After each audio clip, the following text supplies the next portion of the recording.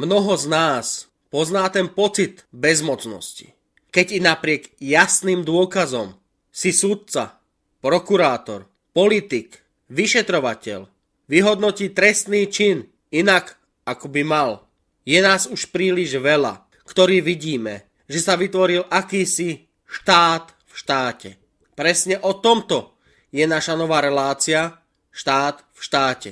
Budeme postupne odhalovať objednávky rozsudkov mafiánov, prenasledovanie nevinných, krytie pochybení doktorov či nevypovedanie skutočnej pravdy. Vznikli sme preto, aby sme to spravili za skorumpované médiá, aby sme sa postavili systému, ktorý chráni mafiánov, podvodníkov, ľudí v talároch i bez nich. Sme tu pre vás s vašimi príbehmi. Antimafia uvádza reláciu s názvom Štát v štáte.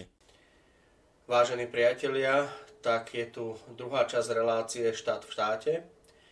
Vítame vás v tomto vianočnom čase a ako sme slúbili, pripravili sme pre vás niečo špeciálne a niečo, čo nás oboch zasiahlo nesmiernou silou. Človek si ani nedokáže predstaviť, aký osud s ním zahrá, aké náhody ho stretnú a človek, ako sa hovorí, mieni, život mení. Veľakrát som ja vypovedal ten náš príbeh, ale z pohľadu Myšky to nebolo až tak veľakrát vypovedané. A bolo by fajn v tomto vianočnom čase vám vypovedať náš príbeh z pohľadu ženy, z pohľadu vlastne partnerky a priateľky. Jednoducho bolo by skvelé, keby si vypovieme ten príbeh inak ako sme doteraz zvyknutí a ako bol vypovedaný. Takže v dnešnej druhej časti seriálu relácie Štát v štáte je môjim hosťom moja priateľka Miška Povalová. Vítam ťa tu. Ahoj, som veľmi vďačná, že tu teraz môžem s tebou sedieť v tento vianočný čas. A prosím ťa, ako to všetko vlastne začalo? Ako sa dostala do Rakúska, čo vlastne ťa viedlo k tomu, aby sme reálne sa stretli? Čo tam bolo také vlastne, taká náhoda? Začala by som tým, že tá moja taká túžba, žiť v Rakúsku sa splnila vďaka tomu, že som stretla Pálka. Našla som si tam aj prácu a vlastne všetko fungovalo, že wow. Postupom času sme sa tešili, že sa nasťahujeme do nového bytu spoločne. No a tá taká naša radosť sa bohužiaľ, poviem to takto, že netrvala dlho. Keďže... Ako dlho trvala? 2 týždne tuším. Áno, my sme sa nasťahovali a ty si začal mať zdravotné problémy. Takže si chodil po doktoroch. Keďže ja som mala prácu mimo vlastne bydliska, som bola dosť scestovaná, takže ja som nemohla byť stále vlastne pri tebe. A vlastne to bolo tak nečakané, že myslím, že ľudia zažijú hocičo v živote, ale taký šok ja som ešte vlastne nezažila, musím úprimne povedať. Takže človek ani vlastne naokolo nevedel, že čo sa deje a čo si vlastne počať. No, v podstate išlo o to, že ja som išiel od operácie k operácii, od jednej zlej diagnózy k druhej. A žiadny doktor mi za celé tie 3,5 roka nevedel vlastne stanoviť nejakú fixnú diagnózu. A potom až vlastne, ty si bola so mňou na onkológii a bol tam vlastne rozhovor s mojimi onkológmi, pánom Sakom a Erlom, vynikajúci ľudia a takto klobúk dole pred nimi. A prajem všetko dobre v tomto ťažkom čase pre každého. No a čo vtedy povedal pán Sako? No, tie slova... Ohľadom našeho bytu. To vlastne bol niekedy december 2019. A viem, že vlastne vtedy sa pýtal na to, že vlastne aké ovzdušie máme v našom byte, že? Áno, tam vlastne bola prvotná tá myšlienka, že kde bývame a či náhodou to všetko nepochádza z nejakého zlého, znečisteného vzduchu z okolia. Spomínali sme mu, že máme strechu, vlastne špinavú, nevyčistenú vyše niekoľko rokov, čiže to tiež vlastne do toho bytu bolo cítiť. No a... Aj silný fajčiar bolo nad nami, hej, keďže Pálko, Marcel P. áno, a keďže Pálko s tými pľúcami a má problémy aj naďalej má a vlastne komplexnú má to anamnézu, tak tam bola vlastne prvá taká myšlienka, že ideme robiť nejaké merania v byte. A dlho sme hľadali firmu, ktorá by to reálne mohla spraviť, pretože v Rakúsku sme hľadali skutočne nejaké 4-5 mesiacov a nebolo nikoho. Jediná firma, ktorá bola vo Viedni a Interam Analytics sa volá. Áno. A ten človek, ako sa volal? Pán Damberger. Pán Damberger bol skutočne profík, prišiel a sám cítil, že tam niečo je. My sme si čo dávali merať? Áno, vtedy už boli tie opatrenia, že COVID začal tie rúška sa nosili a ten vlastne profík z tej firmy, čo nám išiel merať, tak on napriek tomu, že neviem, to rúško v podstate, neviem ako to bolo, on sa ho vlastne nechal po celý čas na sebe v našom byte. Hej, a na chvíľku si ho dal dole a zacítil. Hej, zacítil. No a my sme si pôvodne dali merať formaldehyd a nikotín. No a vlastne nakoniec z toho zišlo to, že po meraní sa mi ozval po 3 týždňoch, pretože robili analýzu tých vzoriek. Robili analýzu viacerých látok, keďže z formaldehydu sa až tak veľa nenameralo. Nikotín v podstate vôbec, takže tento profík to dal na rozbor ešte ohľadom iných presne zlučenín. Keďže sám bol v byte a cítil, nedalo mu to, že jednoducho ten byt je niečím zamorený. Takže prišla potom odpoveď úplne, že laboratórna chemikália, aj ten 2-dichloretán, aj iné chemikálie. A normálne v byte sa nenachádzajú. Presne, čiže... Takže v podstate potom vyšla otázka, že a skade to ide? No a to sme začali... pátrať. Presne. My sme vlastne mali už aj právničku, pani Klaudiu Holzmann, a tá v podstate... nás zastupovala proti vlastne prenajímateľovi, ktorý bol jednoznačne už od začiatku taký, povedzme, viac negatívny ako pozitívny, hlavne jeho partnerka Annelíze. A tá jednoducho nechcela upratať strechu, samozrejme, že tvrdila, že cigaretový dym ide hore a takéto keci, že vlastne my sme si to zamorili a takéto veci. No a postupne sme vlastne odhalili čo?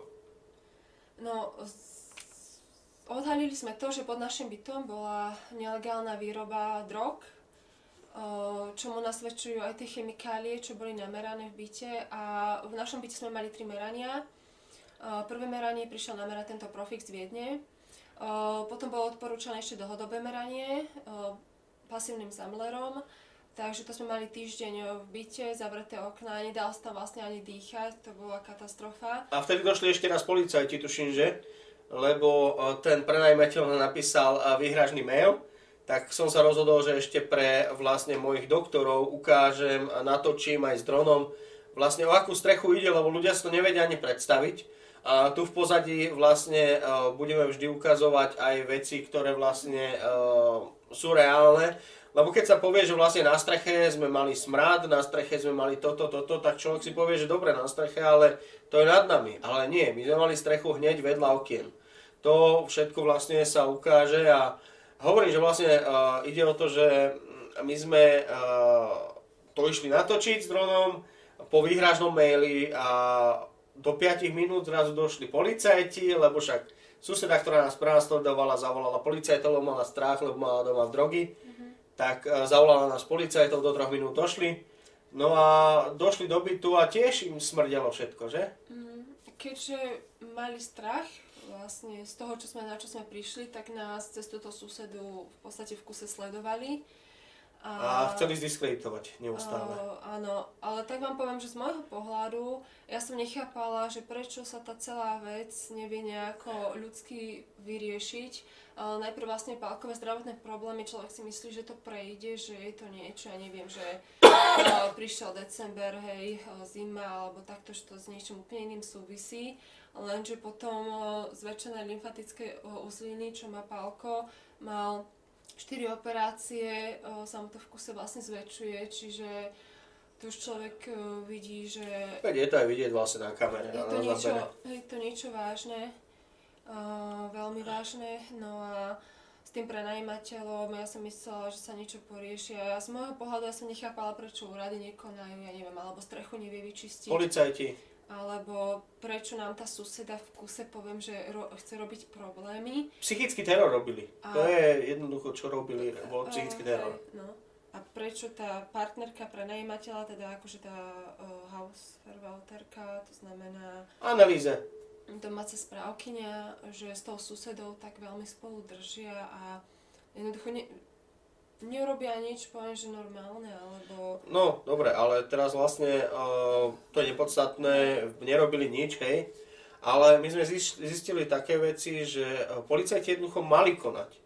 My sme dotlačili tú mafiánsku skupinu k tomu, aby urobili chyby. My sme ich stále tlačili, my sme fotografovali, točili, získavali dáta. No a áno. Čo ešte? Ale vieš, mňa ani nenapadlo, že oni vlastne môžu byť takto, že spolu, že je to vlastne organizovaná skupina kriminálna, ktorá má za sebou veľmi ťažké... Zločiny. Vieš, že jednoducho mňa to ani nenapadlo. Že sú to ľudia, ktorí sa nevedia správať ako ľudia. A od začiatku som ti čo povedal, hneď začal, že počkaj, to bude drangeta. No, na to nezabudnem, ako si mi to povedal. Ja som tam videl talianské auta od toho prenajímateľa. Videl som, že chodia dosť zaujímavé osoby k tomu človeku a ja som bol doma, tak som to videl, čiže som mohol vlastne kvázi zbierať dôkazy. A hovorím, že cez stupačky nám išli tie výpary, aj z chodby, kedy vlastne celá tá bytovka nesplňala žiadne bezpečnostné normy, nič. V podstate nielen bytovka, ale aj celá hala, ktorá tam bola k tomu pripojená. No a vyšlo nakoniec to, že vlastne sa nás pokúšali zabiť. My sme uverejnili jedno video, ktoré ich úplne že dopálilo, lebo trafili sme klinček po hlavičke. No a potom to začalo. No začalo vyslovene lov na nás všetkými možnými spôsobmi. Takže... No veď išlo o to, že my sme sa aj schovávali na neznámom mieste. Hej, museli sme odchádzať z bytu. V lese sme vlastne prespávali a ja som ešte aj vtedy mala prácu, čiže to bolo úplne, že sme chodili ako dve chodiace tieto... Ja v ťažkom zdravotnom stave. To bolo katastrofa, ty si nemohol sa ani liečiť, ani nič. Vyhrážali sa každému. Našim známym, priateľom, právnikom, ja neviem komu ešte, doktorom. Každému jednému sa vyhrážali. A najlepší gól bol ten, že niekedy 6. 7. septembra sme my boli preč, lebo už tedy vlastne boli pokusy o vraždu zo strany vlastne toho suseda a susedky. No a vyšlo to tak, že kontaktoval právnik toho prenajímateľa mafiána našu právničku, nie?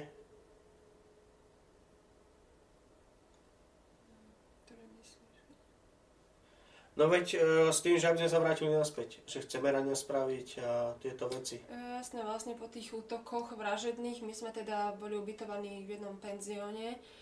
No a už sme nemali v pláne sa do toho bytu vrátiť, kým vlastne neuplynie tá lehota presne, hej, nájomnej zmluvy.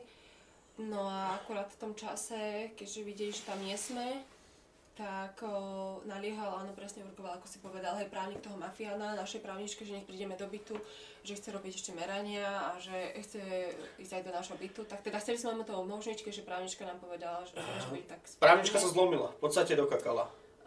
Hej, len to bol tak chybný krok, že zo strany právnika. Vlastne ohrozil nás na živote. Na živote, alebo my v tom momente, ako sme sa tam vrátili, prvý útok v noci, ten sused akože biely kôň so svojím kumpánom na streche nastriekali na vlastne okna bielou chemikáliou.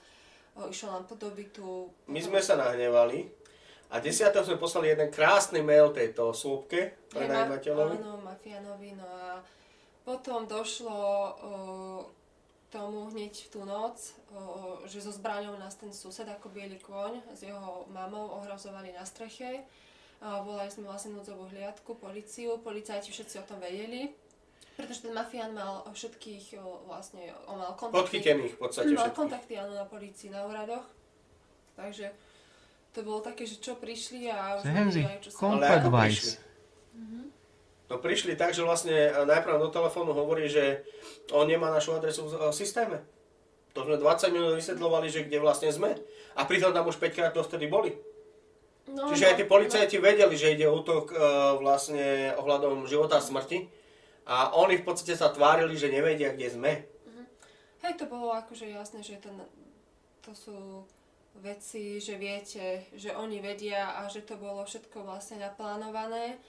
Pretože niekoľkokrát na tejto ulici boli policajné hliadky. Aj u nás doma. Čiže taká odpoveď, že kde, aké byty na ulici, nejdem teraz povedať, že toto ani nemám, tak si asi domyslíte. Takže nejakých 20 minút trvalo, kým došla policajná hliadka, ak nie aj viac. Hej, a tí, čo došli vlastne, tí ani nič nespravili. Tí boli len dole, zasvietili hore na balkón tej, čo sa nás pokúšala aj so synom zabiť a ani nešli k nim domov. Ani nešli na tú strechu.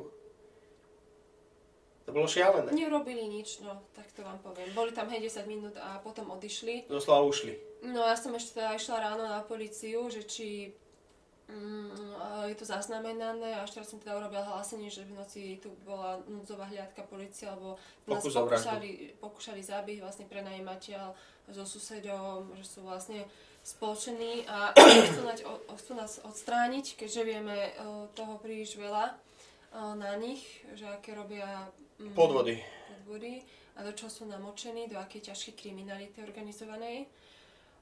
Vyšlo z toho to, že 2 dní na to policajtka si zavolala mafiánovi, porozprávali sa spoločne a na nás dali vlastne zdiskreditujúce podanie, oznámenia. Trestné oznámenia cez susedu najprv. Potom mafián dal, niečo si napísal doma, odovzdal to ako jasnú vec. Sfalšované podpisy a jasné veci tam sú. No a ešte vlastne tá podvodnička pod nami, čo mala tú drogovú výrobu, tak... Za video. Áno, za video. Ale v jeden deň to bolo to najlepšie. A najlepšie je, že oni sú tak hlúpi, že v tom podaní, ktoré dal akože ten prenajímateľ, Herbertík, tak on normálne tam sa priznáva, že komunikuje so susedou z hora, cez WhatsApp a ešte je tak hlúpy, že tam falšoval normálne podpisy. A ešte najlepšie tam je, že vlastne poveruje kriminalistu, nie? Aby sa chytil tých prípadov a robil dozor. Ako hej, keď to vlastne všetko teraz rozprávam, tak človek sa vlastne tak presúva do toho momentu, že naozaj je ťažké ešte tomu rozprávať, lebo tak veľmi náročné to bolo, že som vďačná, že sme to prežili, pretože my sme fakt unikli o vlások. O pár centimetrov, desiatok centimetrov. No. Vlastne ten vrah, ten Marcel, bol 30 cm od našich hlav. My sme boli skrčení v izbe a viete si predstaviť, že oni boli vlastne pripravení, vždy celé tie roky som mal pootvorené okno, hej, proste, aby som vetral trošku, aby tam nebol smrad. A oni boli pripravení, že len otvorí okno, vstúpi a postrieľa nás. Lenže my sme to vedeli a ja som všetko zablokoval s nábytkom, so všetkými vecami a policajti došli a vôbec im to nebolo divné. Vôbec, akože, že nám ide o život, že máme rozhádzaný celý byt, tak, že sa musíme úplne chrániť a blokovať všetko. No a on v podstate, tento psychopat, kričal, čo kričal vonku? Ich krík o ich, že dostane vás, on bol určite pod vplyvom nejakých omamných látok. No a potom vlastne následne ďalšie 2 dní on krýval lobotry.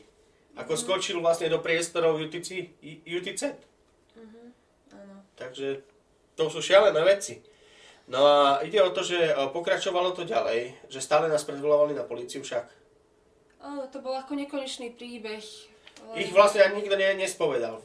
to nikto ich nevyšetroval, voči nim absolútne žiadne kroky neboli podniknuté, či zo strany polície, či zo strany úradov, ako keby sa nič nedialo.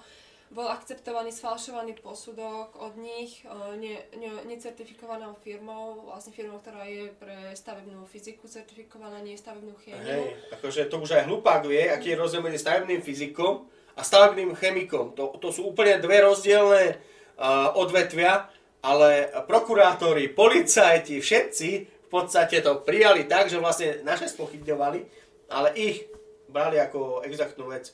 Dokonca, a to vlastne preskočím, 13. septembra bol súd a oni práve tento sfalšovaný posudok brali, že to je úradný, že? Áno. No ale ideme ešte vlastne, tam sa udiali veci 14. novembra, sa nás pokúsili zabiť, vyhrážali sa nám. Cez policajtov chceli čo? Aby sme dali čo preč? Kamery. To bolo... Hneď od rána, že? Hej, ráno vlastne niekto zvoní, ja otvorím čo, že policajti, a že či to je náš byt, že či máme kameru v byte, akože na to, čo snímala tú strechu, lebo však na tej streche že chodili s tou zbraňou. A odkedy sme dali kamery, tak tam nemohli ísť. No, aj svetla pohybové. Zostávalo zhruba takých pár dní do toho, aby sme sa z toho bytu už vysťahovali. Oni už vlastne celý november tam akože fitko pod nami vlastne založili. Nelegálne, v zriadili. podstate. Aby sa tvárili, že tam nebola tá postihnutá. Počas lockdownu vlastne sledovali ako čo, kde sme a čo robíme. No, ráno, pred 6 tam chodili. V ten deň, keď naša právnička im poslala, že sa chceme skôr vysťahovať, odísť z bytu, tak hneď ide na to, teda volali políciu, že teda kamery musíme dať preč, lebo tie kamery im vlastne zavádzali, aby sa vlastne dostali do nášho bytu. V ten deň sme vedeli, že to chcú urobiť. Je deň akcie. Takže my sme samozrejme kamery mali vlastne vypnuté, tie boli na sedačke, lebo to my sme ich mali zapnuté v noci. Takže všetko bolo v poriadku. Mladí policajti boli skvelí. Ako tí normálne išli aj, nechali si vysvetliť kvôli čomu máme tie kamery. A seriózne išli za tou susedou hore. Lenže oni aj keď boli doma všetci, tak neotvárali. Hej, my sme im spomenuli vlastne z toho 12. septembra, čo sa stalo s tým susedom, že bol na streche so zbraňou, tak pani policajtka teda chcela vedieť, že ako sa to vyriešilo, tak hovorila, že ešte nám zavolá a že kamery teda, že to je v poriadku, keď to máme takto v noci, že to snímala tú strechu. Volala nám a ešte raz sa pýtala na ten dátum, nemohla to asi v systéme nájsť, lebo policajti to ututlali, aby ste vedeli. Všade len písali, že len búchal na steny a nič sa nedialo, že vlastne len susedské spory, ale my sme nemali žiadne susedské spory. No. Tam išlo len o to, že vlastne oni sa nás pokúsali zabiť. No a teda to 14.11. išli sme potom vlastne vonku sa prejsť s autom preč. Ako sme sa vrátili, tak sledovalo nás jedno auto. Od UTZ. Od tej podvodničky, čo mala tú výrobu pod nami, vlastne však ona je členka tej organizovanej skupiny. Ona nemá vlastne ani vyštudovanú veterínu, ani diplom. A spolu si objednala našu smrť. To je vlastne len zastierka, aby vyrábali drogy. Takže sa nás tam začali sa nám vyhrážať osoby na parkovisku. Vystúpili z auta, fotili si nás. Značku to vedeli všetko o nás, my sme ani nevedeli, že kto to je. Iba Pálko si všimol, že tá jedna žena pozná Jutu. Tu vlastne... A s ňou aj býva. Hej, tú ženu podvodničku a... Takže sme vedeli, odkiaľ vietor fúka. Vedela v podstate o všetkom, že tu boli policajti. Aj s tou susedou vyšla. No, hej, akože fakt, ťažko sa mi o tom rozpráva ešte stále. Volali sme teda zase policajtom, no a zase došli asi zhruba tak o 50 minút. Tie, čo sa nám vyhražali, boli už preč. Aj tá suseda vlastne vyšla medzi tým vonku. Ako sme sa my bavili s policajtami, ktorí sa nám smiali do očí. Ja, ona ich poznala, čiže oni o všetkom vedeli. Tak potom došla policajná hliadka. To bola hodina akože hádzanie hrachu o stenu, že však to je v pohode, keď sa vám takto vyhrážajú, že pôjdete do väzenia, že však to je sranda. Alebo že vás chcú zabiť. Hej, neviem to na ani teraz... No, ale prešlo vlastne niekoľko mesiacov. Ide o to, že v ten deň, vieš, to bolo kľúčové, som chcela ešte povedať, že teda my sme nespali v tom byte už, išli sme do penziónu. Informovali sme si kamery do bytu, dovnútra bytu. Koho sme informovali? Veľvyslanectvo Slovenskej republiky. Policajnú pridelenkyňu. Áno, no a... Takže vedeli o tom, že vlastne niečo sa deje. Áno. A výsledok bol ten, že v ten deň v našom byte boli neznáme osoby, ktoré nám ukradli microSD kartu z jednej kamery a na druhú kameru síce nemali ako tak dosah. Teda oni si mysleli, že nefunguje, hej, proste ona bola nasmerovaná na okno a mysleli si, že je vypnutá. Lenže ja som až okolo 10. sa prihlásil, že chcem pozrieť, čo je v byte a ako náhle sa začala tá kamera natáčať, lebo ona bola 360 stupňová, tak sa vypla. Máme nahraté ako prehľadávajúci celý byt. Máme tam aj hlasy Marcela a plus podľa toho všetkého aj toho fitnessáka. Áno, vieme, ako kto tam bol v tom byte. Ide o to, že nečakali dlho. Väčšinou, viete, chodili po polnoci. Hej, okolo pol druhej, pol tretej. Presne, no a čiže my sme boli tak vyčerpaní zo všetkého, že my sme prišli do toho penziónu. Išli sme spať, čiže priamo na kameru sme akože nehľadeli, boli zapojené všetko, ale potom vlastne Pálko chcel natočiť. Okolo 10. pol 10. som to pozeral. To kamerou a že nedalo sa. V jednej normálne vypísalo, že žiadna SD karta. V podstate, že nedá sa natáčať a nedá sa nič. Takže v podstate bolo jasné, že to ukradli. Hej, jednu vyťahli vlastne zo zastrčky a z druhej vyťahli rovno už SD kartu, pretože on tam bol nasnívaný v tej spálni. Ona bola úplne v rohu, čiže on si ju všimol až neskôr. Takže na druhý deň, keď sme sa vrátili, chýbala SD karta v kamere. A najlepšie je to, že vlastne zámok bol nepoškodený. Čiže mali čo? Kľúč. Kľúč od prenajímateľa, jednoducho to bola čistá objednávka, musia nás odstrániť, lebo vedeli, čo máme na nich, aké dôkazy a... A vieme, že vlastne my sme mali čestného vyšetrovateľa a ten sa nám snažil vždy pomôcť. Proste ten vyšetroval tak, ako sa malo a on aj obvinil na základe našich dôkazov YouTube aj susedu. V podstate viem, že sused dostala po 14. septembri práčku ako darček a nejaké financie. Začala sa lepšie obliekať. Sa tu, hej, falošné trestné oznámenie na nás, hej. Že my ju prenasledujeme a vyhrážame sa jej, akože ja, hej, v mojom stave. A išlo o to, že ten čestný vyšetrovateľ ju aj jednu, aj druhú dal. A vieme, že vlastne pre 14. novembrom sa ešte stretli aj s tou prenajímateľkovou tou analýze. A vyšlo to tak, že v podstate bola biela ako stena, tá Utah-CET. Jednoducho, ten policajt, jeden, čo to vyšetroval presne, on ju obvinil z podvodu, dal ju prešetrovať, to nám zatajili, my sme sa o tom dozvedeli inak. Zatajili nám vlastne, sfalšovali správy, pretože musela byť do väzenia všetci dokopy, do jedného. No a oni preto vlastne riešili to fitko, že akože ona tam nikdy nebola pod nami. Normálne odtlapkala, že to bude dobre, to je dobré. Úplne bola biela ako stena, to bolo šialené. Ale výsledok bol ten, že vlastne my sme nikomu už neverili, hej. My sme kontaktovali jedného pána, ktorého nebudeme menovať a ten nám pomohol dohodnúť jedného čestného kriminalistu a ten prišiel na to neznáme miesto, kde sme boli a pomohol nám s čím? Že k tomu nášmu spisu, čo bolo na prokuratúre, bol pripojený akt o zamorení nášho bytu. No a ten nám bol tiež zo strany prokuratúry zamlčaný. Bolo nám zamlčané, že museli byť vypočúvané Jutta a Herbert a asi aj Waltraud. To nám bolo zamlčané, pokašľali výpovede 100%, nie? Tak radšej dali tak, že zastavené vyšetrovanie. A zastavili ho vlastne ešte pred ich výpovediami. Čiže 9. novembra zastavili celé všetko toto. Pritom my sme mali dôkaz, z Viedne nám volal kriminalista, že v podstate váš spis je otvorený, prípad je otvorený, vy ste obete a je tam ešte akt o zamorení bytu ako novinka. To sme o tom nevedeli, to vlastne nám povedal až on vo Viedni a to bolo po 14. čiže nejakého 18. novembra.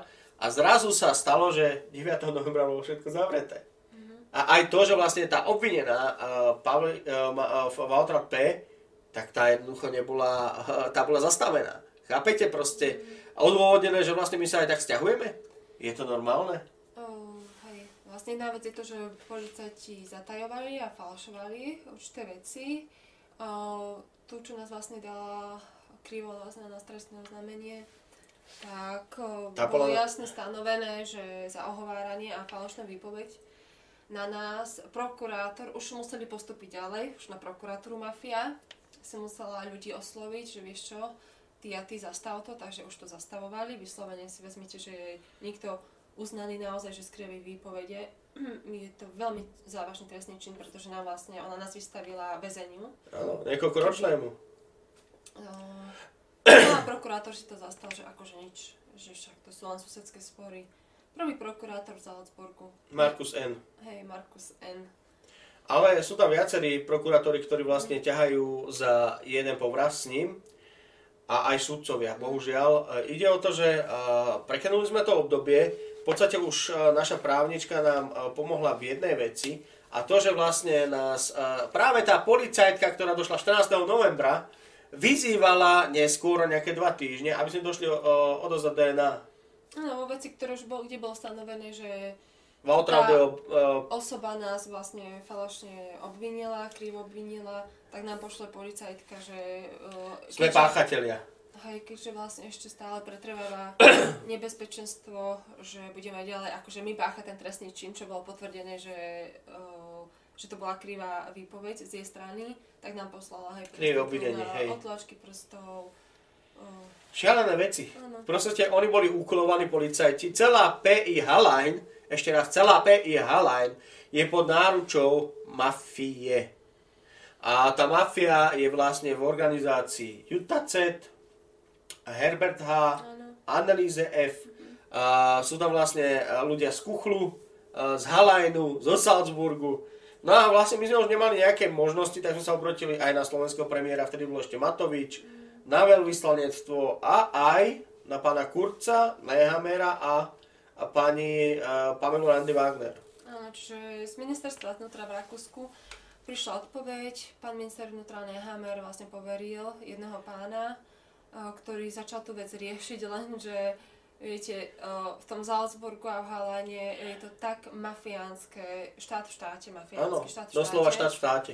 Že oni vlastne s tým nezmohli nič, keďže on, prvý prokurátor, si falšuje správy z Viedne, čo sú z prokuratúry z Viedne. On normálne, že dôjde mu správa, nariadenie, vyšetrujete tieto osoby, hej, akože tú mafiánsku skupinu, a on si to prepíše a on si pošle nám niečo iné. Napríklad bolo to, že vlastne bola zastavená tá očierňovačka od UTC s tým videom, keďže najlepšie na tom je, že ani nemala to video, za ktoré vlastne nás dávala. Ona písala už v septembri 2020, že posiela trestné oznámenie, hej, za to video. To video vlastne ani nemali. Ani polícia, ani prokuratúra. Nikto. A vlastne došlo to do tej fázy, do toho bodu, že my sme boli kvôli tomuto videu na krajskom súde, čo bol vlastne tiež len ťah zo strany prokuratúry, aby nemuseli súdiť organizovanú mafiánsku skupinu, keďže boli obžalovaní z Viedne. Prvý prokurátor z Salzburgu to utajil. Ja som chcel ešte to, že vlastne 9. februára čo mi došlo. Že vlastne to bolo všetko vymazané a zastavené. Áno, Viedeň zakročila, presne. Na moje narodeniny. Nemalo sa už nič diať, vlastne proti nám žiadne vyšetrovania ani nič. Na základe tých falošných výpovedí či obvinení z tej skupiny. Ale my sme chceli ich v podstate dostať. Oni videli, že my stále tlačíme, že my píšeme na prokuratúru, že chceme odôvodnenie, prečo bolo zastavené, prečo nebola vlastne vyšetrovaná Waltraud, hej, za to krivé obvinenie a tak ďalej. No výsledok bol ten, že bola vymenená prokurátorka a tá potvrdila našej právničke, že tam nie sú všetky dáta, že chýbajú ten súdny znalecký posudok tej mafiánskej skupiny a tak ďalej a tak ďalej. A aj tak pokračovali v niečom, čo nemohli, pretože Viedeň poslala, že už vlastne ani nemôžu pokračovať v trestnom vlastne stíhaní nás, keďže nebol ani Anfangverdacht.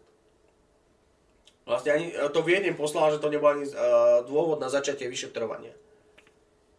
No tam ide o to, že prokuratúra si falšovala správy z Viedne. Prokuratúra v Salzburgu. A policajti vlastne v Halene, oni spolupracujú s tým Salzburgom, čiže to sú jedna ruka. Čiže to je extrémne. Išlo o to, že vlastne nás predvolala do Grosspetersdorfu kde sme vlastne robili výpoveď. A medzi tým sa udiala jedna vec. Jedna známa, Sabaha, mi napísala, že má záujem o náš príbeh jedna novinárka. Kristina F. Akurát v tom čase, keď sa im to kazilo, v podstate, keď sme ich tlačili, a najlepšie na tom bolo, že vlastne nielen, že sme ich tlačili, ale tam v podstate naša právnička sa dozvedela fakty, že vlastne majú byť aj ten prenajímateľ, aj tá podnikateľka, čo bola pod nami, vlastne obžalovaní s podvodou. Ona konfrontovala z toho vlastne Markusa N. a 2 dní alebo 3 dní na to napíše, že nás nechce už zastupovať, lebo to nikde nevedie. Proste dostala strach. Vyhrážali sa jej. Viedeň poslala nariadenie do Salzburgu na prokuratúru, že musia byť tieto osoby vyšetrované, tá mafiánska skupina. Prvý prokurátor, keďže to je s nimi, nemohol dopustiť, tak si napísal vlastnú správu a poslal nám, že my musíme ísť na výsluch ohľadom toho videa. Lebo podvodnička dala akože pokračovanie, že sa to musí ešte riešiť stále. Čiže to sú také extrémy, že najhoršie na tom je pre nich, že my máme dôkazy až a... 40 000. 41 000 už. To je akože až také... No lenže ono išlo to do toho extrému, že my sme v podstate vypovedali, ale to som chcel preklenúť, že vlastne s touto Kristinou F. Že sme odovzdali dáta, externý hard disk. To je redaktorka. Áno, ty si bola s ňou osobne a odovzdala si jej hard disk značky Philips čierny. Lenže ja som si ho predtým preklepol a zistil som, že vlastne tie noviny, ako tá redakcia, je v priestoroch, kde bola vtedy realitka tej vlastne analýzijného brata. Proste Frontaler Immobilien. Tak. Čiže to je dôkaz toho, že mafia prenajíma priestory médiám. A mali sme podozrenie, že chcú naše dáta zneužiť, vedieť, čo všetko máme, aby mohli ďalej pokračovať. A tak aj bolo, že? Lenže oni nevedeli, že my sme im odozdali len to, čo sme chceli, aby mali. Že? Oni nevedeli, že my ešte vlastne máme kopu iných dôkazov, alebo však nedáme všetko nie naraz. No a vlastne táto redaktorka to posunula teda tej mafiánskej skupine. No a potom už začali zase to predvolanie k Grosspetersdorf. Presne nariadenie, aby nás vypočúvali, hej, tam, kde sme boli a ja som urobil 2-hodinové video. Také, o ktorom ani nechyrovali, že také dáta máme. My máme nahrať v podstate ten Nodruf, ten vlastne z 12. septembra, kedy nám išlo o život a my máme nahraté to, že policajt hovorí, že neviem, kde ste a tak ďalej a tak ďalej. My máme nahrané policajtov, ako došli. My máme nahrané hlasy, my máme nahrané všetko, ako on kričí, že nás dostane. A oni zrazu zistili, že do prčíc, oni majú také dáta, my máme nahraných aj tých fitnessákov, ako nám kýva do kamery, chápete? Kýva do kamery a to sú šialené veci. Ďalší jeho kolega, čo chodil o 10. večer preč, tak on tiež pozerá na kameru 2 dní predtým, hej? Sledovali vlastne nás v tom byte, hej, že kde sme, ako... No, a z toho boli vykolejení. Že čo všetko máme, takže... Tá vyšetrovateľka im to poslala a presne to vychádza, že ako im došli tie dáta s DVDčkom a s dôkazmi, tak ju zvozili neskutočne. Prišla za nami úplne biela. No, bleda, no, čo sme vlastne pri nej odovzdali tú výpoveď spísanú. Aj to DVDčko vlastne s tými dôkazmi, takže prišla pár dní, že asi že prvý prokurátor Salzburgu tak zvozil, že bola biela ako smrť, že to čo, ako si vôbec dovolila poslať. Niečo iné, aké mali predstavy. Takže to bolo úplne usvedčujúce vlastne na tú organizovanú skupinu, takže to nemohol predýchať. A napriek tomu vlastne pokračovali. Hej, vyšlo to tak, že vlastne my sa dozvedeli, nám volali zo Salzburgu z kriminálky, že náš byt bol zamorený, máme počkať, všetko sa vyšetruje. Aj ten z ministerstva nám poslal, že dajte im čas, všetko je vlastne vo váš prospech, všetko bude dobre.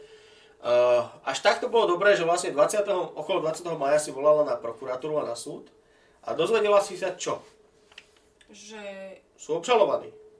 Že číslo nášho toho takého pôvodného spisu neexistuje, tam čo boli tie 3 falošné trestné oznámenia tej organizovanej skupiny, proste, že to vymazané neexistuje, čiže nič nie je registrované proti nám, ale že je nové číslo spisu, kde... 40 HV. Áno, 40 HV, 47 lomeno 21T. A tam sú oni 5 osôb, presne títo je prenajímateľ, čiže Herbert, potom tá podvodnička, akože veterinárka niekde nevyštudovaná, čo mala pod nami tú výrobu, potom partnerka toho mafiána, čo vlastne v podstate vedie tú mafiánsku skupinu analýze. No a samozrejme, že tie biele kone Valtra s Marcelom. Čo sa nás pokúšali zabiť. Čiže susedia, že sú obžalovaní na súde a my sme obete a už sa čaká vlastne len na termín pojednávania. Čiže toto som sa koncom mája dozvedela. A boli obžalovaní z závažných trestných činov. Áno, lebo my po tej výpovedi v Grosspetersdorfe 2 mesiace sa nič nedialo. Oni nevedeli, čo robiť, lebo tie všetky dôkazy usvedčovali tú organizovanú skupinu. Takže oni vôbec sa nič nedialo, hej. A my sme medzi tým písali ešte raz do Viedne. Áno. A tá ich obžalovala. Nie Salzburg, ale Viedeň. No, takže tak a potom... Čakáme. Keď sa dozvedeli, že má to ísť na súd, a sú obžalovaní? Museli urobiť, poviem, že poza ich chrbát, lebo cez Salzburg by to neprešlo cez prokuratúru, takže z Viedne to šlo priamo na súd. No a to nemohli dopustiť, takže oni nevedeli, že my vieme. Hej? No tak chceli nás bez nás odsúdiť na súdnom procese, o ktorom sme ani nemali vedieť, ktorý vlastne ani neexistoval, bol vykonštruovaný.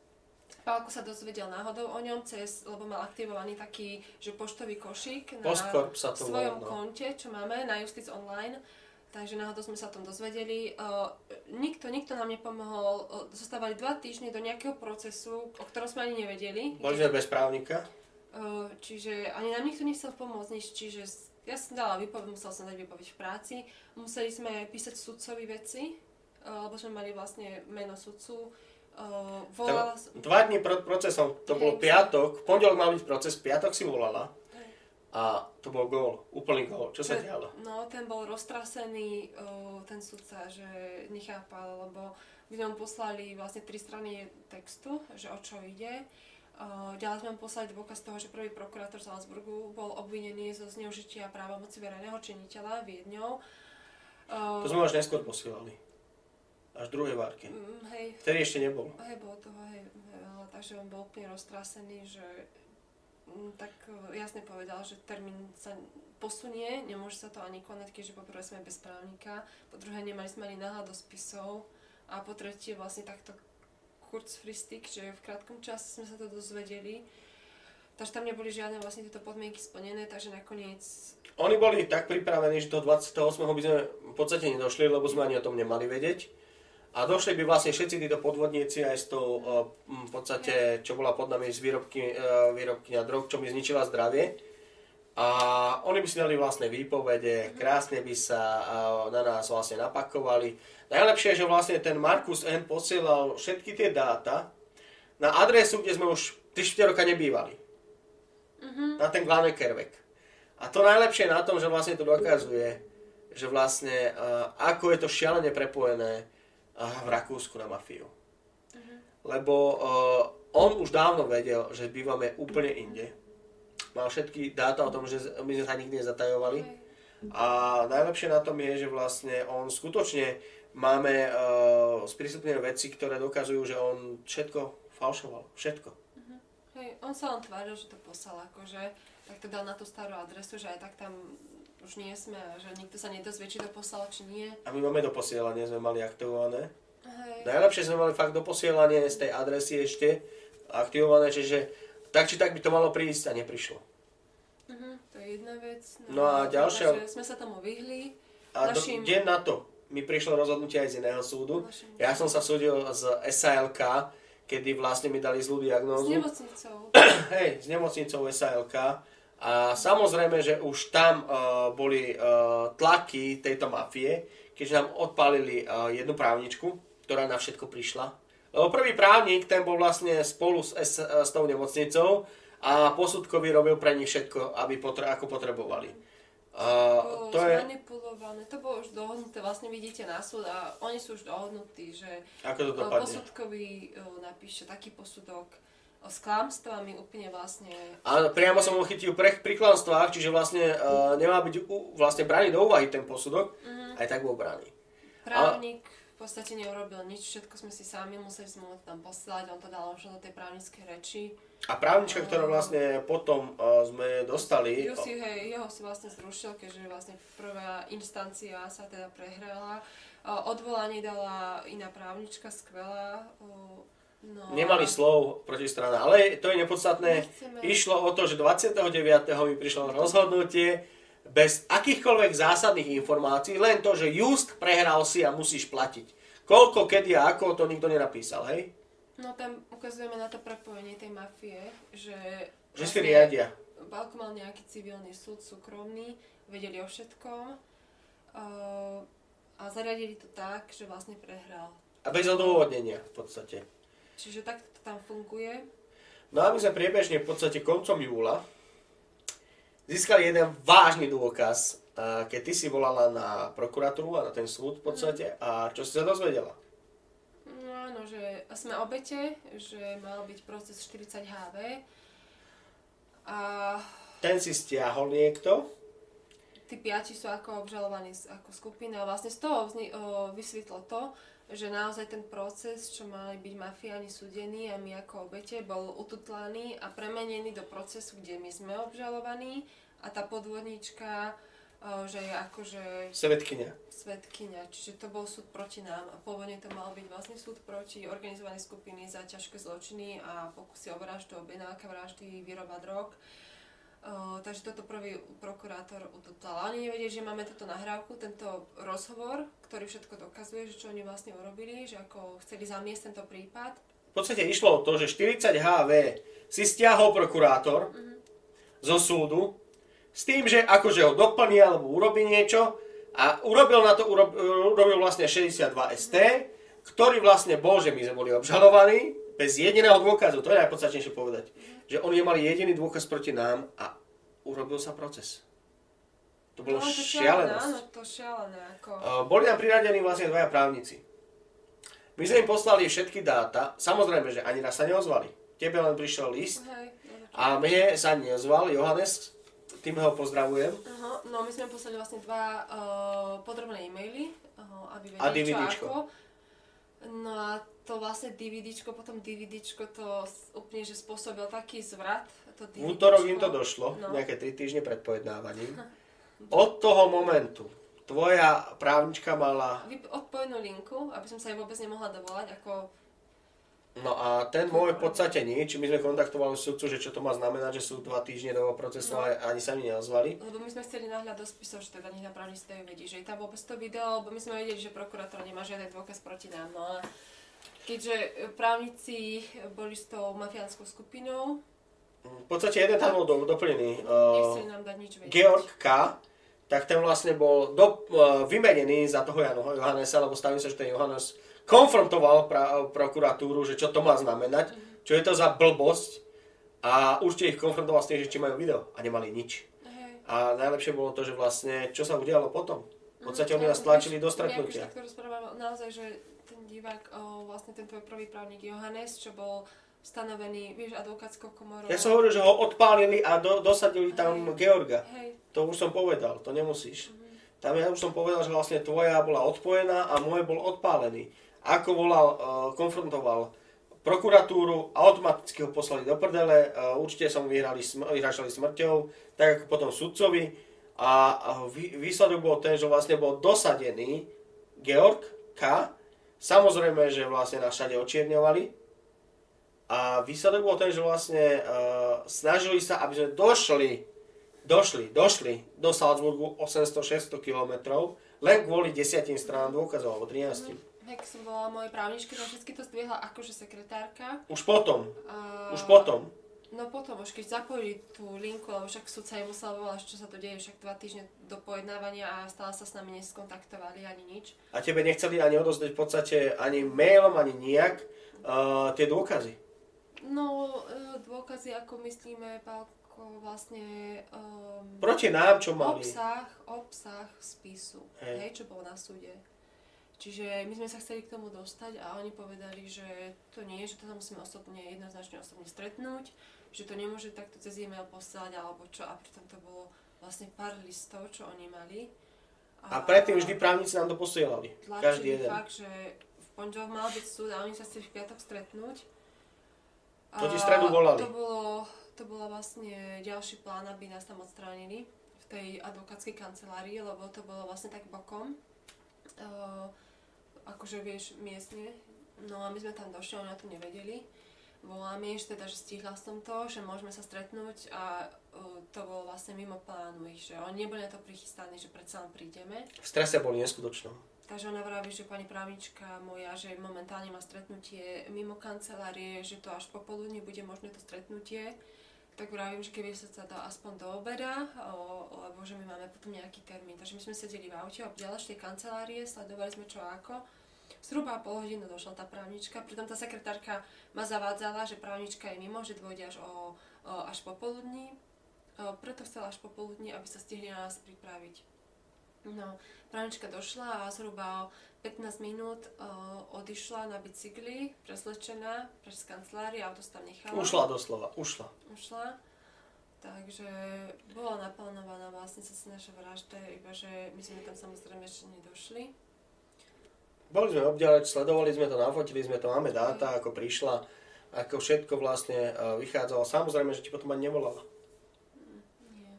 Lebo sme ich to úplne, že... my sme im vlastne už napísali, že vlastne ani nech nepríde na ten proces. Že sa budeme sami zastupovať. Aj tomu Georgovi som napísal, že v žiadnom prípade mi nedošiel. Samozrejme, že my sme prišli na proces s tričkami Antimafia. Ja, áno, v plnom nasadení. A 13. septembra bolo to tak krásne, že...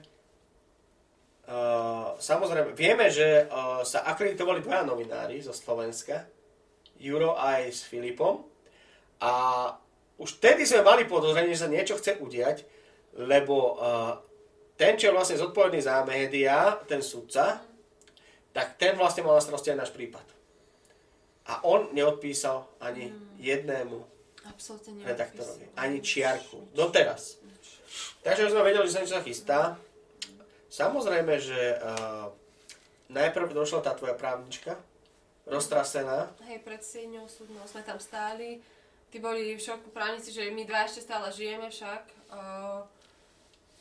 Čo tam ja neviem. Roztrasení boli, úplne boli roztrasení. No roztrasení boli. A hneď prvé, čo začali povedať, to video sa nemôže prehrať. Že to nie je, to je irelevantné, to je nepodstatné. Vlastne dôkaz toho, že nie dnes tu máme byť my súdení, ale organizovaná skupina a že my sme obete, čiže ten dôkaz, hej. Kto nedošiel? Došli sme vlastne, hej, proces, sudca tam bol, prvý prokurátor tam ani neprišiel, vlastne on dal na nás obžalobu a on tam nepríde. Akože hrdina, veľký hrdina, hej. Lebo vedel, čo máme a chceme prehrať. Zbabelec. No, neprišla ani tá svedkyňa, čo mala tam byť, akože tá podvodnička Juta na tom súde, že akože, ktorú sme údajne ohovárali vo videu, mala ešte vlastne tiež vypovedať, neprišla.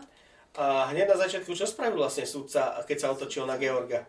Vlastne ten tvoj mafiánsky právnik, ktorý dosadil mafia, tak vraví, že aby ste pán povedal toho pôvodného, čo tam mal vlastne byť. A on, že nie, že ja som mal vlastne zástupca, takže oficiálne tam mal byť ten pôvodný právnik, čo bol stanovený komorou, a nie tento mafiánsky. No ale tak to bolo vlastne vtipné úplne, že čože. Začal sa proces, sudca zrazu povie, že to video nemusí byť ani prehraté, akože na základe ktorého je obžaloba, čiže dôkaz, prečo je tam vlastne súd, prečo nás súdia, že nebude ani prehratý, ako je to normálne. A viete prečo, lebo oni to video ani nemali. Ja som si to zdvihla ruku, že chcem niečo povedať a povedal, že budete mať neskôr priestor ako takto. Sudca urobil, čo sa dalo, hej, vyhrážali sa mu, bolo vidieť, že mafia, ako... Bol neistý. Nechcel nás odsúdiť, jasné, hej, on povedal, od začiatku mu je celá vec jasná. Na krajskom súde. O čo tu ide. No, takže... No a v podstate ja som začal, ako si to videla ty. No, ako vlastne prvý vypovedal, ten tam 90% z toho všetkého musel v jeho stave, ako pred tam bola aj tlmočníčka. No a keď sudca videl, že vlastne aké dôkazy máme, hej, že neviem, že ukázal si tam tú fotku s tými ochrannými maskami proti chémii. Ale začali sme hlavne tým, vieš čím. Hej, čo som dotlačil sudcu? hej, vlastne ty si chcel najprv prehrať to video, tú nahrávku, že... Toto není prípad, ktorý máme byť my súdení, ale oni súdení. Hej. Čiže... A že sme obete. Som sa povedal nie, že tento prípad je ten istý, čo 40-ka, hej, čiže tiež hral hru mafie, tak to poviem, hej, no akože nemal na výber, keďže sa mu vyhražali smrťou, ale ty sa nedal a už aj tlmočníčka kazovala, že nie, že už to nechajte tak, lebo už sudca... Aj právnici. Hej, právnici, že nie, Pálko, ale nie, že však toto video, hej, tam si mal ten malý laptop, ale že musí sa to prehrať, nie, však o to tu najde. No a sudca, neviem, či nazvem to nejakým skrátom, k čomu si ho to tvojou, poviem, nezlomnosťou dohnal, ale úplne, že v kľude a Pálko, vieš, hovoríš, a že nie, že tu ide vlastne, že tento proces 62, že má byť 40-ka a že takto to je a chcel si ten dôkaz pustiť, čo nechceli vidieť, ale všetci ho už videli, hej, všetci o ňom vedeli. Tak sudca vlastne mal nejaký skrát, zrazu sa postavil, zdvihol takýto hrubý spis a začal čítať mená obžalovaných, že áno, že ten proces 40 HV, že existuje, tu sú títo 5, začal čítať aj Juta, Analýze, Herbert a tak, a že my sme obete, ale že on povedal, že tento prípad, že je na inom oddelení a že on nie je za to akože kompetentný pridelený tomu. A má ho v rukách. Len to je ten vtip, že to bol dôkaz toho, že v ten moment, v ten deň, tam mali sedieť tí 5 ako organizovaná skupina, obžalovaní a my ako obete, pretože tento sudca mal spis, pričom povedal, že on nie je akože zodpovedný za tento spis. Čiže dávam to logiku? Nie, to bola vlastne mafiánska hra, kde si oni vykonštruovali proces na nás, aby zakryli tento proces, skutočný proces, čo sa mal konať. Takže vlastne k tomuto si ho nejako dohnal, to svojou nezlomnosťou. Potom sa dostal až potom slovo prokurátor, čo bol ten dosadený. A čo jediné on povedal? Že však v podstate súdno-znalecký posudok úradný z 15.7., že vlastne dokazuje, že tam nič nebolo namerané. Čiže mafia klamali, že ten posudok je vlastne úradný, pritom bol to privátny posudok od necertifikovanej firmy. A sfalšovaný. Sfalšovaný ešte k tomu. Všetko sme mali dôkazy, viete, na to. Čiže oni už len tvrdili, že to je úradný. No a to si vyvrátil. No, v podstate potom som vytiahol tie fotky, ako si spomenula. A sudca už mal chuť ich odsúdiť. No, ako na výraze tváre sudcu už bolo jasné, že... Pýtali sa aj na náš zdravotný stav. Že to je moc to akože, čo urobili... Prekročila všetky hranice. To bolo tak protizákonné, že to je šialené. To sa nedá ani vypovedať A potom si išla ty v podstate. Ja som vlastne už na takú bodku za tým všetkým dala, že keď už takto to je, tak je podozrenie, máme aj dôkaz, že tá podvodnička, čo mala pod našim bytom, akože tu vlastne... Nelegálnu výrobu. Hej, drogovú. Že dôkaz toho, že bola nelegálna a toto, svedčí to, že vlastne nie je vyštudovaná, že celá veterína, že ona je zverolekárka, je len krytie, lebo ani to nevyštudovala. Udala Viedeň, tuším, že veterinárnu. Udáva Viedeň, že tam študovala, pritom vlastne ešte sme sa skontaktovali pred časom s tým hlavným riaditeľom tej veterinárskej, nejakej vlastne tej... Pán Šocho. Áno, pán Šocho, on povedal, že ona je Nemka, táto podvodnička. Čiže to vylučuje. Že ona vlastne mohla ani študovať v tých rokoch veterínu. A máme v podstate jeden krásny fyzický dôkaz, zoznam dizertačných prác z tých rokov. Kedy si táto podvodnička udáva, že ukončila štúdium a odovzdala dizertačku. A nič. Nič. Čiže máme jeden dôkaz, to je tá vlastne kniha zoznam dizertačiek. Potom máme e-mail od pani, čo robí v tej univerzitnej knižnici, čo prelustrovala všetky registre ohľadom tých študentov, ktorí ukončili štúdium, študovania na tej univerzite, čiže túto podvodničku tam nenašla. Sama napísala, že asi študovala niekde v zahraničí, že vo Viedni to nie. No ale výsledok je ten, že my sme dali cez právnika žiadosť. Na základe tohto sa vlastne na tom súdnom procese dala žiadosť, že táto osoba Juta má teda predložiť aspoň diplom, či naozaj študovala veterínu, lebo keby sa ukáže, že neštudovala, čo sme už mali síce dôkazy, ale tak nech preukáže ten diplom, že vlastne všetko, čo robila, bolo nelegálne a ju úplne usvedčuje to, že vlastne tá výroba drog slúžila na to všetko. No a Zamietlo sa pod koberec. keďže nemá žiaden diplom, No a tak ani predložila diplom. hej, nám sa v podstate sprístupnil celý spis a dokázalo to, že vlastne 62 sa sprístupnila a čudujte sa svete, že vlastne my sme boli na krajskom súde, pohodne sme boli oslobodení, lebo však nemali proti nám nič. A vyšlo to tak, že nám je sprístupnený spis, kde je 460 strán. Hej, čo sa deje?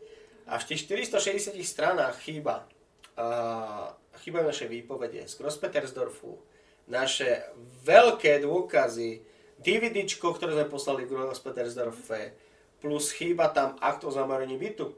Ale sú tam sfalšované dáta vlastne toho Markusa N, potom, ja neviem, policajtov, všetko možného. Chápete, v podstate v policajnej správe záverečnej také žiadosti pre Grosspetersdorf je, že vlastne v podstate vo fixkách je určite, že vlastne keď otvoríte fixku s tým dichloretánom, vieš, proste úplne v podstate veci, ktoré sú šialené v tom, že...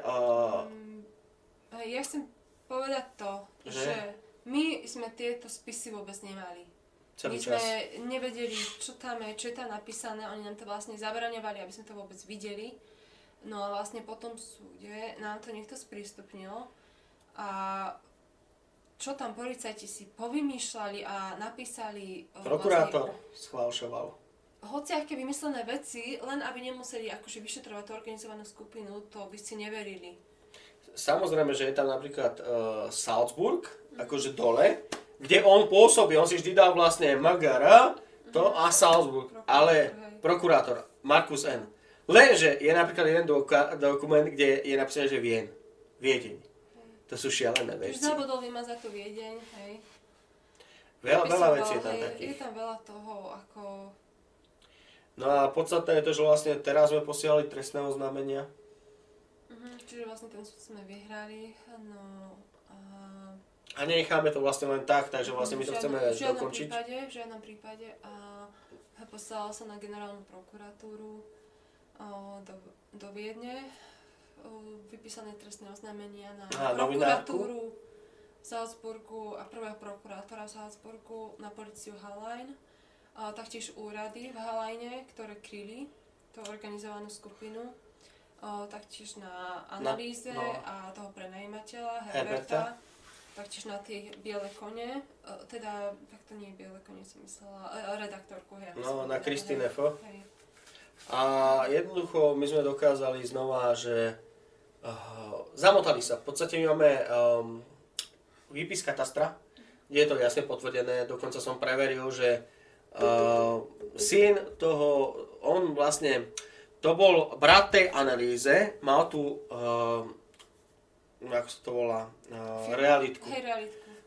On zomrel v roku 2019, v závere roka. Už v polovičke roka 2020 mali vlastne spoločné nejaké IH40 realitku s vlastne s jeho deťmi. Čiže tá analýza mala, tam je prepojenie jasné na tú adresu, na tie prenájmy, na tie nájmy a na tú redakciu. A my sme kontaktovali aj vlastne redaktorku, zamotal sa aj hlavný šéf a výsledok je čo? No, že vlastne sú trestné oznámenia na nich podané. Takže my môžeme teraz kľudne tvrdiť, že médiá sú ovládané mafiou. No a rozhodli sme sa vlastne tento príbeh vypovedať trošku obširnejšie, lebo skutočne šialený. My sme stále pracujeme na tom, aby bol aj vonku cez Jurka, ale hovorím, že je to rozsiahla téma, veľká vec a budeme to riešiť po novom roku, keďže Jurko mal toho dosť do konca roka. No a ide o to, že čo ešte plánujeme. V podstate my plánujeme teraz už dávať dokopy tých poškodených ľudí. Áno. Natáča sa vlastne, čiže na pani... Zo Žiliny, áno.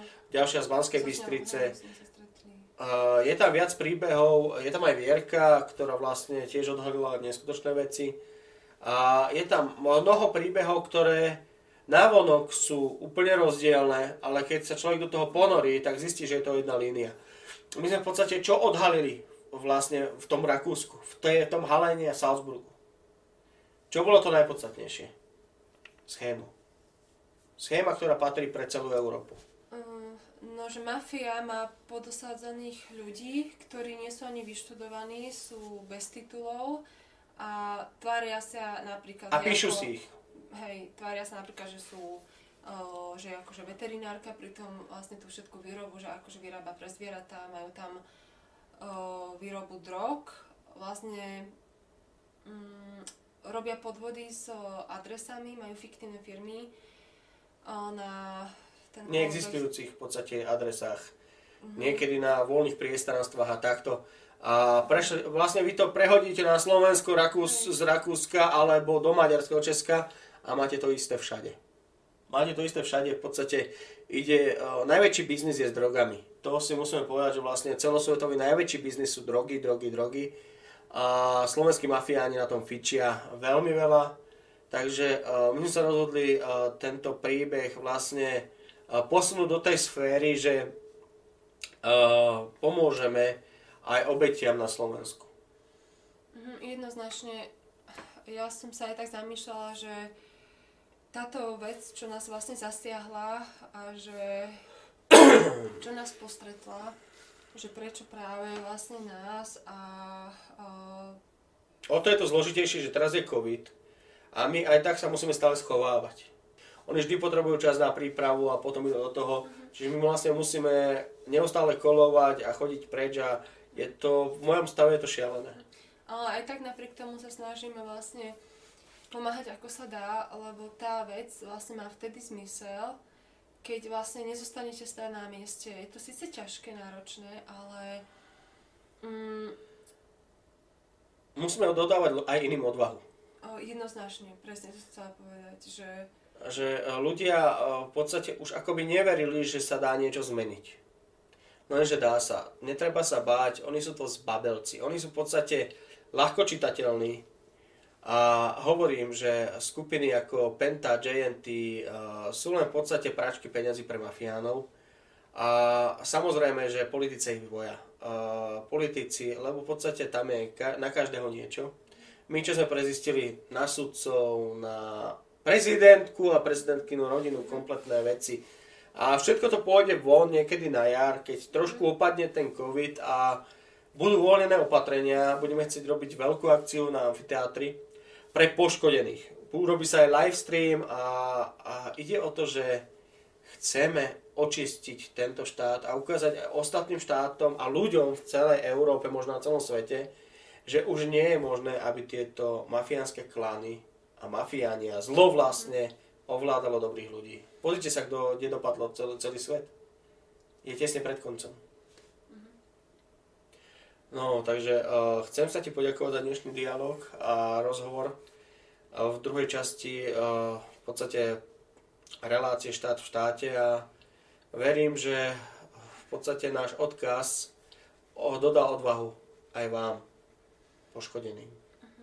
Ja tiež vlastne držím všetkým palce, aby sa nevzdávali a spoločne vlastne bojujeme a vybojujeme tú takú našu túžbu po očistce tohto všetkého, tohto systému, aby tá mafiánska chobotnica už nemala takú moc a aby vlastne postupne bola zničená. V podstate treba ju zničiť, lebo ona vždy by pokúšala, v podstate začala.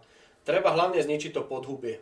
Oni žijú s tým podhubím, oni si vytvorili v podstate svojich prokurátorov, svoje sudcovské klany, svojich vyšetrovateľov, policajtov a... Presne, svoj vlastný štát v štáte. Takže poďme do toho a dajme konečne svetu nádej, že ako hovorím viackrát, že Slovensko je síce malá krajina, ale je plná odvážnych ľudí, ktorí dokážu veľmi veľa. Takže ešte raz vám prajem krásne sviatky a výnimočné dni a nehnevajte sa medzi sebou, naučte sa odpúšťať, ale nezabúdať a kračajte hlavne vpred. Nikdy sa neobzerajte späť. Nikdy. Ja tiež prajem tieto vianočné sviatky každému vlastne vnútorný pokoj, také zahľadenie sa do vlastnej duše a možno, že uvedomenie si tých vecí, ktoré sú v živote významnejšie a zmysluplnejšie ako to, čo nám tu vlastne tento systém predstiera dlhé roky. No a o mesiac sa vidíme opäť s ďalším príbehom. V podstate pripravujeme viacero príbehov teraz naraz a ako sme spomínali, pracujeme na tej televízii Antimafia TV, poprípade Len tak TV. Snažíme sa ľuďom rozdávať len tak, natáčať nejaké veci a pomáhať si navzájom a zároveň v podstate cez Antimafiu dávať ľuďom odvahu. A ešte to som chcel, že vlastne posledné, všimli sme si, že ako sme začali byť odvážni a dávať na Facebook a tieto ostatné veci, tak viacej ľudí dostali už odvahu. Hej, povedať pravdu o prezidentke. Áno, ja som veľmi vďačná za to, veľmi vďačná, že ľudia vlastne, že sme im nejako dali ten podnet a naozaj, že netreba sa báť. Pravda musí ísť von. Presne. A liberáli sú v podstate len druhou vetvou mafie, novou vetvou mafie. Treba liberálov zastaviť, treba povedať všetkým tým, ktorí sa snažia o rozvrat, koniec, stop, stačilo. Musíme začať odznova s čistým štítom a každý, kto má v tom prsty a profitoval, tak už viac nemôže nikdy takto robiť. Nech idú robiť na nejaké fakt roľnícke družstva, nech idú do nejakých závodov, nech si vyskúšajú tú skutočnú robotu a nie podvody. Takže ešte raz krásne sviatky, ďakujeme za všetko a dovidenia o mesiac. A ja ďakujem za pozvanie. Tým Antimafia.